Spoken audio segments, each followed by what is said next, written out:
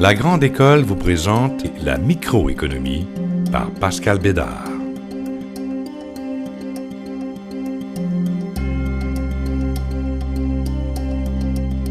Cours 14.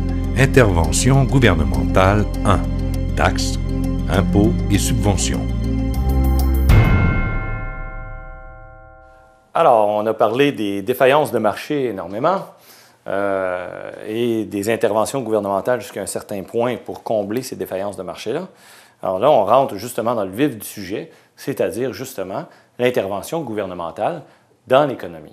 Donc, comme on le sait, il y a énormément d'interventions gouvernementales, que ce soit des programmes offerts, donc santé, éducation, les biens publics, ainsi de suite, pour financer l'appareil étatique au complet et la fonction publique, il faut évidemment taxer. Donc, on n'a pas le choix. Il faut avoir des taxes, il y a des impôts et évidemment, l'inverse des taxes, il y a parfois aussi des subventions. Donc, c'est ce dont on va parler aujourd'hui. Les taxes, les impôts, les subventions et ainsi de suite. C'est Benjamin Franklin qui disait en 1789 « Rien en ce monde est certain autre que la mort et les taxes ». Donc ça a été repris plusieurs fois. Et justement, on le sait tous, il faut payer des taxes lorsqu'on achète quelque chose. Il y a des taxes lorsqu'on travaille, on paie des impôts. C'est la vie, quoi. Donc, ces taxes-là, comment est-ce que ça fonctionne exactement? Qu'est-ce qu'elles ont comme impact sur l'économie? Premièrement, seulement au niveau intuitif, complètement intuitif pour tout le monde, le fait de taxer quelque chose, c'est sûr que ça le rend plus cher. Ça rend cette chose-là plus chère. Et donc, nécessairement, c'est un désincitatif à le consommer, à l'acheter, lorsque c'est une taxe qui est supportée, disons, par ceux qui achètent. Et si on taxe, donc si la taxe est supportée par ceux qui produisent, c'est une taxe, évidemment, qui décourage la production de quelque chose.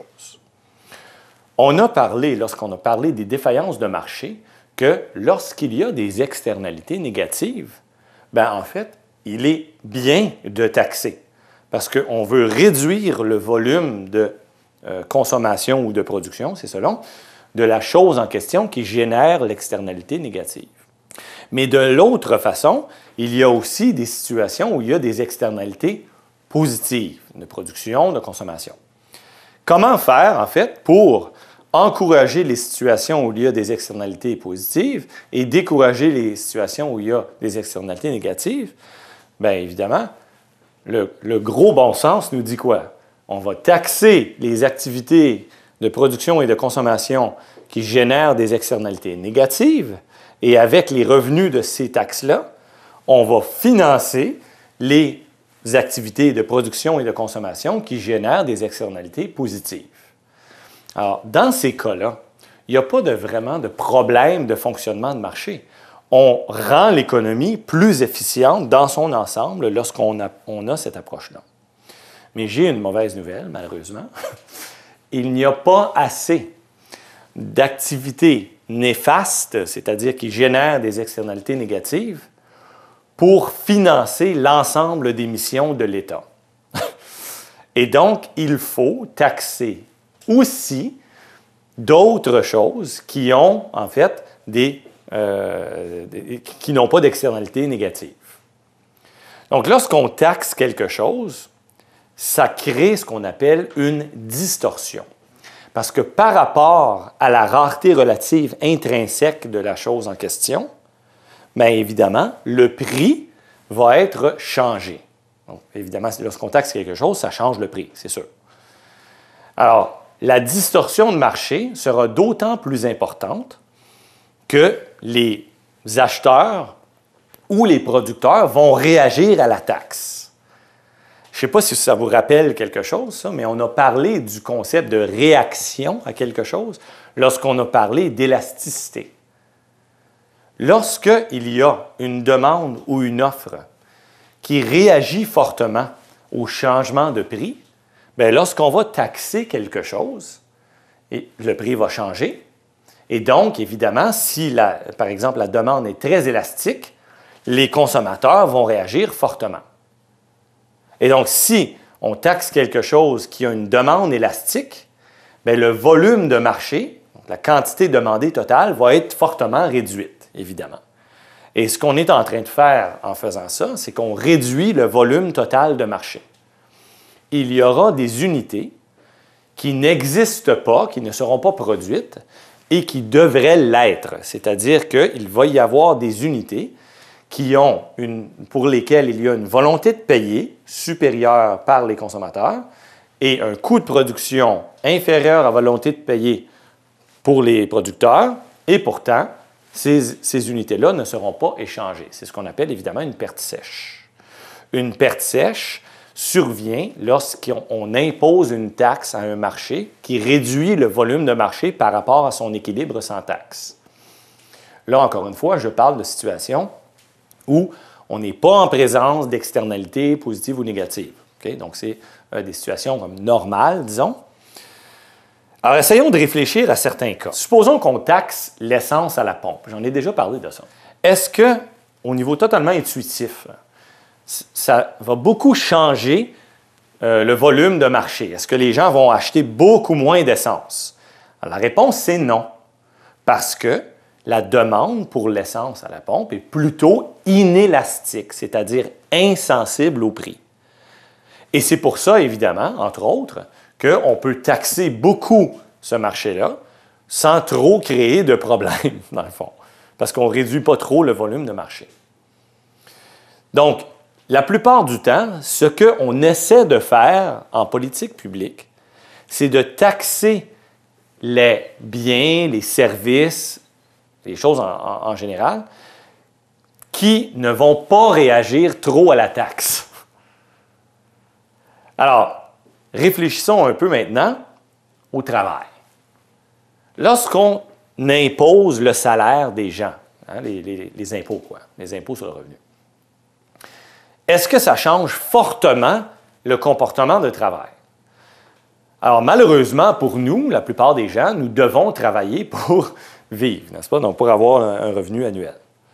Donc, taxer le salaire, le revenu annuel, crée évidemment un désincitatif à travailler parce que ça rend le travail moins lucratif, mais relativement parlant, ça ne génère pas une grosse réaction parce que, encore une fois, les gens doivent travailler.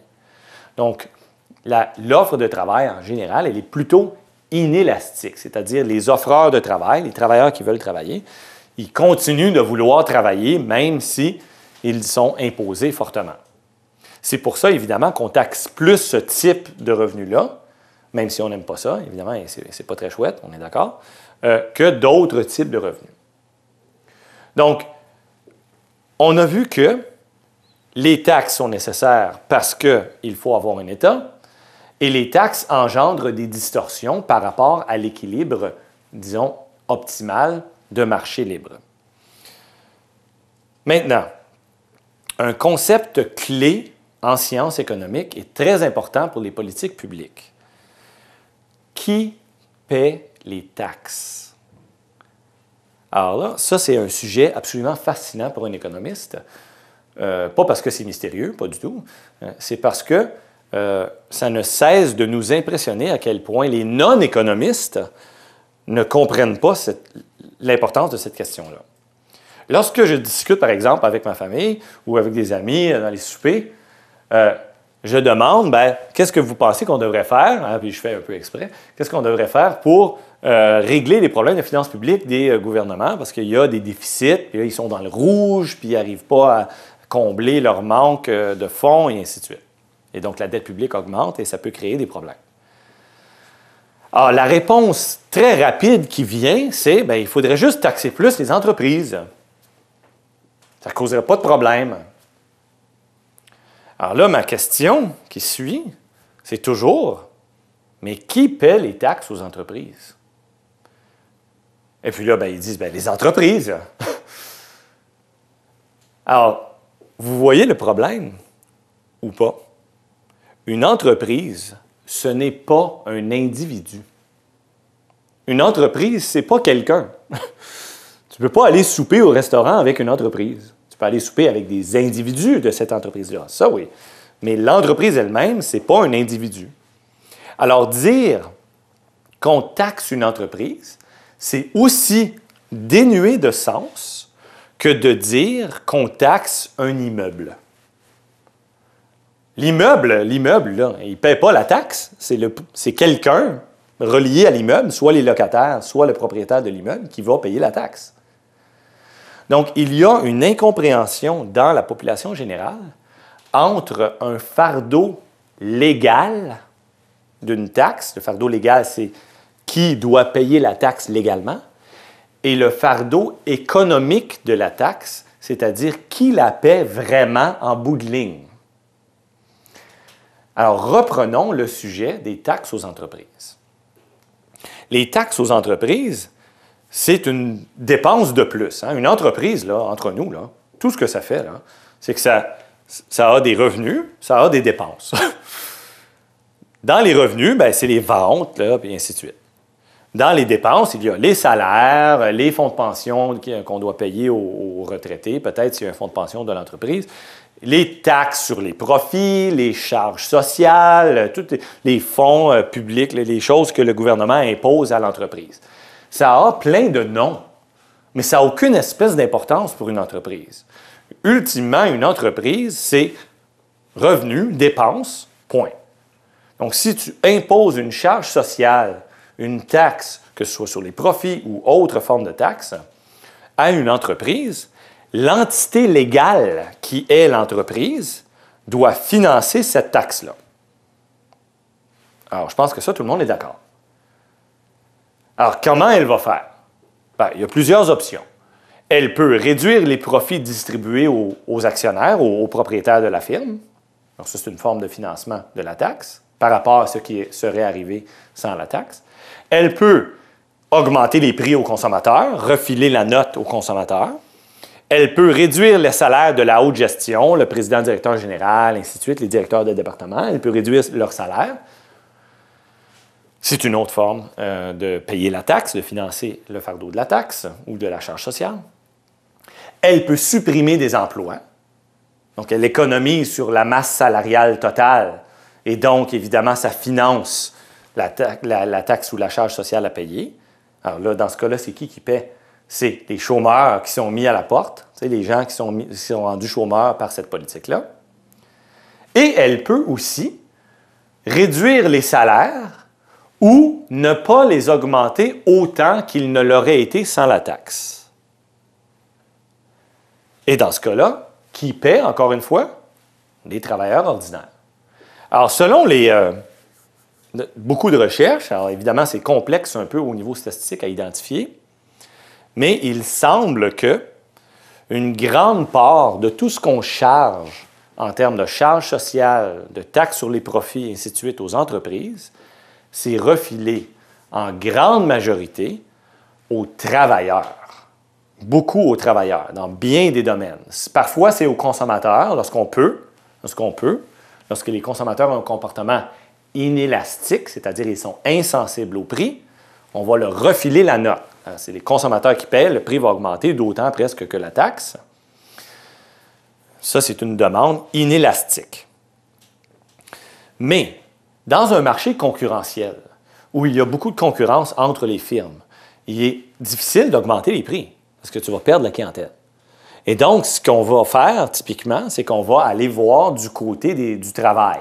On va diminuer le volume d'emploi ou bien négocier des conditions de salaire ou de travail moins bonnes en général. Donc, plus d'heures de travail pour le même salaire ou des salaires moins élevés lors de la prochaine négociation avec les travailleurs, donc ou des salaires moins élevés que ce qu'ils auraient été. Hein? Ils auraient été ceci sans la taxe. Maintenant, ils sont comme ceci à la place.